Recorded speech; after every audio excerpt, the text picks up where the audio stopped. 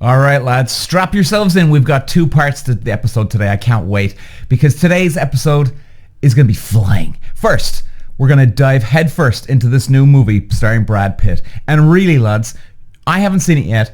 Should we spend our 15 euros to go see this? Is it all just razzmatazz hype? Because this isn't just a movie. These lads are putting on one hell of an event for this. I mean, the buzz is insane. But will it stand up to the actual pressure that they're under here? Because these guys have got to perform, and we're going to be looking at reviews here, lads. And is it really worth our money? Is it really worth sitting there for 2.5 hours in the IMAX cinema? Well, let's find out, because I'm wondering myself here. And then in part two, we shift gears. I'm laying down real practical tips on how to drive karts fast. It's all about control, control, control. Whether you're looking for seconds, a half a second, a tenth, a half a tenth, I will show you how to beat your buddies. Now, you might think it's all about, oh, well, you know, I'm very heavy, this and that. Yeah, fine. That might be. But if your buddy has been racing for a long time and he's really light, okay, that's going to be tough. But if you've got a guy who's light and you take these on board, you just may take your buddy out of the picture. Let's get into it. Walsh running the Irish green, and look at the move he's making down to the inside. Moves to the front with the fifth all the way to the lead in lap one. Walsh takes win number 2. Peter. Wow. Okay, lads, let's picture this. Brad Pitt, 61. Yeah, 61. Unbelievable. Roaring back into a brand new F1 car at real Grand Prix events. I love this, lads. Now, he didn't actually drive a real Formula 1 car here, okay? Sorry, I might be misrepresenting this. He drove an F2 car, right? Now, in fairness, the guy, for his never driven it before, he seemed to do okay. Now, of course, there's camera tricks, this and that. But, you know, for a guy who's a novice and to jump into an F2 car, I'm telling you, lads, that is no easy thing for anyone to do. Now, obviously, this guy, and I guarantee you this, he's not just talented. Believe me, lads, you need muscle memory. You need to be doing it when you're a kid to really have the handle of this. And there's no way you could train this guy for a couple of hours and let him rock. Absolutely not. You know, it's going to be interesting to see, though. It's going to be very interesting. I mean, we're talking IMAX level speed, live paddock action, and a soundtrack by Hans Zimmer. I mean, Hans Zimmer? Oh, dear Lord. But beneath that glossy engine roar here, lads, is it worth the 15 quid? Or just another petrol head vanity project? What do we think? Now, I know this is about my third podcast talking about this movie. And I haven't even seen it yet. But even I'm biting into the apple here, lads. I mean, you know, on one side we've got rave reviews about this heart-pounding, apparently, gear-shifting race scenes. Some say they're the best ever put in film. Well, that's to be decided. Then on the other hand, critics are calling out a cliched script and predictable wooden dialogue. So, is it full throttle or tank it early? You know, I don't know what's going on here. So, lads, look, a little bit of background, as I'm sure everybody knows at this stage. Dear Lord, if you're a human being, you know. I mean, you've got F1, the movie. Obviously, this came from the popularity, the enormous success of Drive to Survive on Netflix. Now, if you haven't seen the Netflix Drive to Survive, guys, I've done multiple podcasts on it, on how good it is, right? Now, you're coming from an ex-racing driver's point of view here. Drive to Survive, Netflix, is 80 to 85% real, okay? Not the inside the car stuff, because that they're adding sound effects. They're speeding up the camera a little bit here and there, okay? Which, look, I get. They need to sort of Hollywoodize the Drive to Survive program, right? Totally understandable. But all the bitching, the corruption in the background, these guys aren't acting.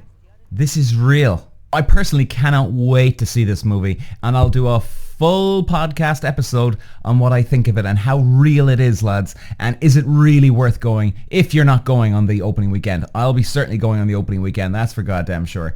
Now, it's directed by Top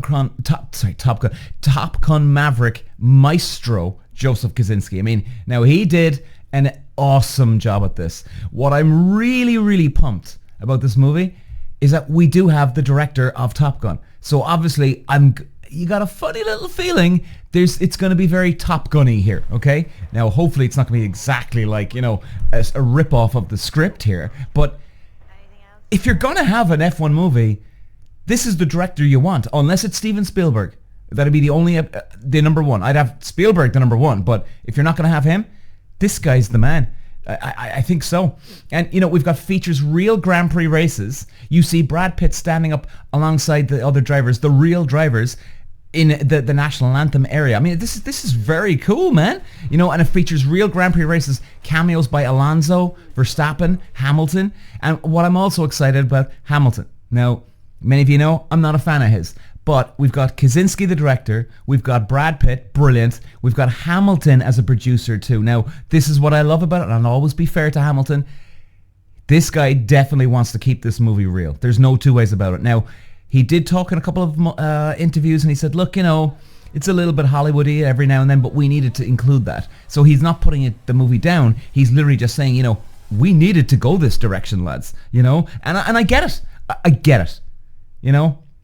But I do think Hamilton will definitely bring that edge, which, guys, lads, if you told me it was some Hollywood guy now trying to tell us racers, what it's going to look like, I'd be like, get the F out of here. There's no way. I probably wouldn't even go to see it, And this is why I love to see this now. Scored by Hans Zimmer, budget of 200 million. I mean, these guys are swinging for the fences here, lads. Okay, let's look at some of the reviews, right? We won't go into a huge amount, but let's just give you like a handful here. Entertainment Weekly calls the race scenes visually stunning, but the script a little flat tire. Still a solid B, more thrill every other minute. Okay, the New York praises it as a well-tooled engine of entertainment, nostalgic, gripping visuals, even if trope heavy. I don't know what it means by that, but I don't know where he gets nostalgic either, because, well, it's not like this is like Top Gun Maverick, the sequel of Top Gun, Anyway, Times says it's the perfect Brad Pitt vehicle. Well, guys, it's definitely putting Brad Pitt back into the limelight, the spotlight here. There's no question. I mean, the guy's an A-lister. Let's be honest. He's like Top Gun, the Tom Cruise. He is a Hollywood A-lister. He always will be, always has been. It'll never end. Never, ever. Rotten Tomatoes. Now, guys, if you never really looked at your movie stuff, if you really want to get to know other good trivia stuff or people who know what they're talking about, I'd always say the IMDb, Internet Movie Database. It is the encyclopedia for movies. And Rotten Tomatoes, this is really the benchmark, right? If somebody gets a good score on Rotten Tomatoes, you're doing bloody good. And believe me, it opens the door up to everyone in the world, especially if you're in the movie business. People go, what, really? Rotten Tomatoes, the score to that? This has got 89% from 80 reviews, so we're looking good. Now, this could go up, this could go down, but right now, this is looking good. Now, Little White Lies called it a turbocharged dad movie, praise for charisma and pulse-pounding action. The Guardian says, macho melodrama, but spectacular and entertaining panache. The Australian, authentic spectacle shot live over 14 Grand Prix weekends. 14 Grand Prix weekends? Really?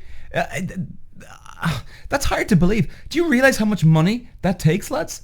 Now, I would imagine Formula One, the actual Formula One business, because Formula One is a business, lads.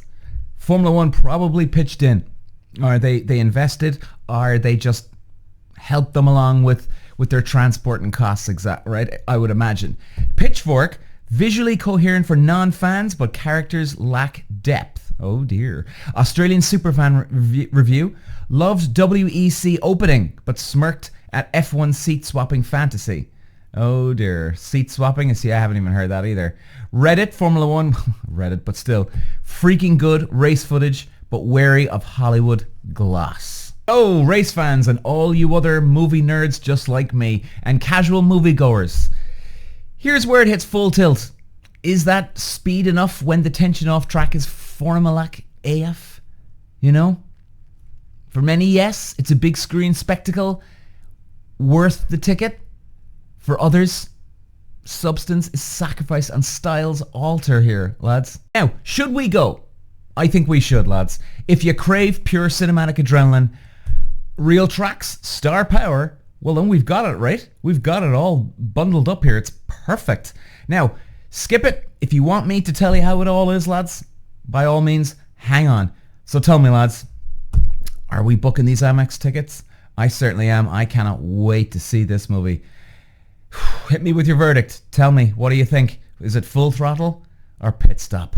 Walsh running the Irish green, and look at the move he's making down to the inside. Moves to the front with fifth all the way to the lead in lap 1. Walsh takes win number 2. Peter Walsh.